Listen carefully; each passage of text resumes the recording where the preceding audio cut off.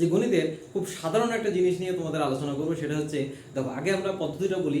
আমরা সেই পদ্ধতিতে খুবই সচরাচর অঙ্ক করে থাকি, কিন্তু আমরা এই পদ্ধতিটাই যে আমরা ব্যবহার করছি সেটা কিন্তু আমরা জানি না। ধরো দেওয়া আছে যে 12টা কলার দাম 60 টাকা, যে একটা কলার দাম কত হবে সেইটা জানার জন্য আমরা কি করি, যে 60কে 12 দিয়ে ভাগ করি। আমরা কি এইভাবে করি যে একটা কলার দাম যদি 2 টাকা হয়, তাহলে 12টা কলার দাম কত হবে, 12 দুগুণে 24। 3 টাকা হলে 3 12 36। 4 টাকা হলে মানে একটা কলার দাম যদি 4 টাকা হয়, তাহলে 4 12 48।